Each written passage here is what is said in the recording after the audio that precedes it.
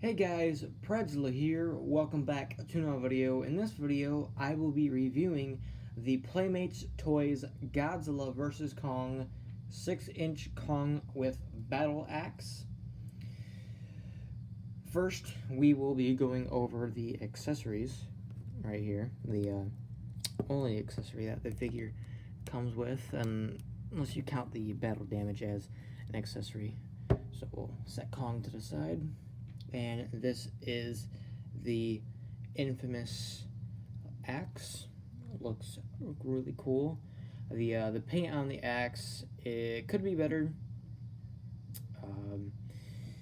You can see, like right here, let me focus on the axe, like parts right here where it's like all the straps are painted over with blue, so that's a bit sloppy.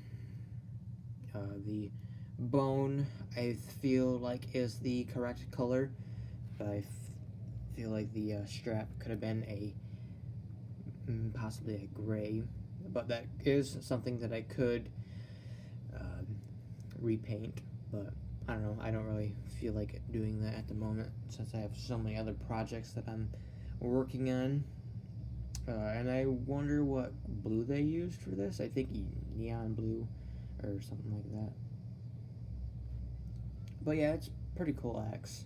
I do have a bit of scraping right here, but you know, nothing really huge. Going into Kong himself. Kong looks pretty decent. Let me remove the axe out of the way. Looks pretty decent. When I was looking for this figure and thinking about buying it, I expected less from this figure. I didn't think it was going to be as good as it is, which is pretty surprising to hear because, it's Playmates, the company that's releasing terrible Godzilla figures, and I think that kind of still stands. Their Godzilla figures aren't exactly the best, though their Kong ones are doing pretty well, in my opinion. Like the Godzilla 2021 figures don't really look that good, in my opinion.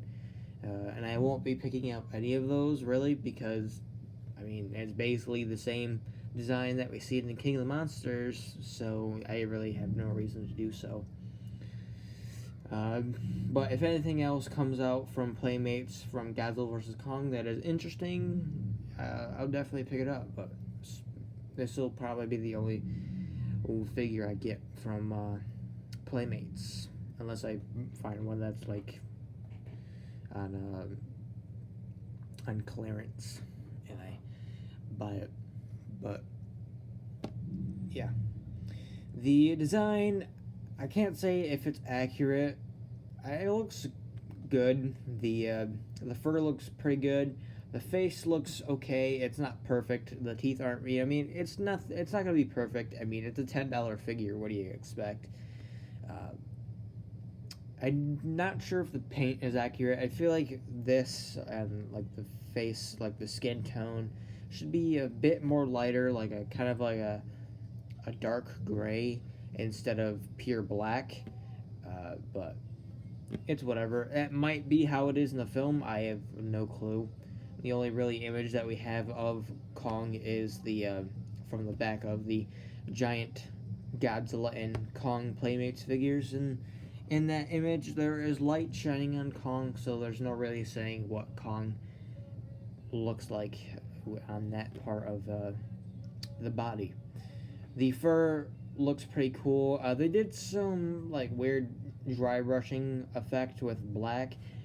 I don't know, it looks a bit odd. I feel like it should possibly done it with a more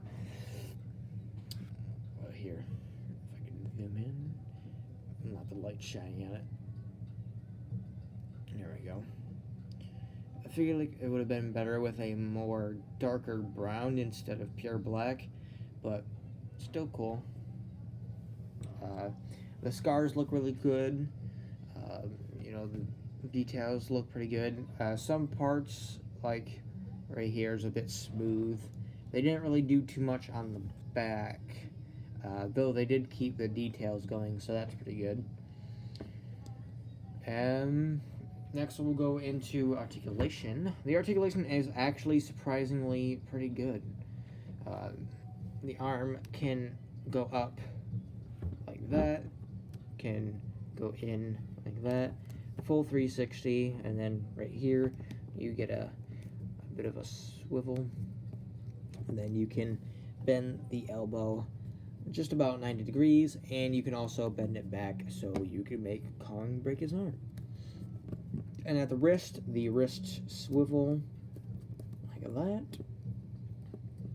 and also at this arm you got the battle damage, so you can easily pop that off and boom. And then if you want to, you can pop it back in. You gotta find the right angle. There you go. And it is hidden pretty well. I mean, you can pretty much see it, but sometimes at some angles you won't really be able to see it, so that's pretty good. Though I prefer to not have battle damage at all, because it doesn't really make too much sense to have it. There is no other articulation. You can move the head. There's no articulation right here. The legs can go up that far, so you can kick out like that. But you can kick up farther, because, you know, you can break Kong's leg like that. And then he can kind of have his leg about 90 degrees there. So the articulation isn't perfect, but, you know, it's pretty good, especially for a figure like this. I like the plastic that they used for the arms. It's like solid plastic, but made it from entirely soft plastic, and I like it.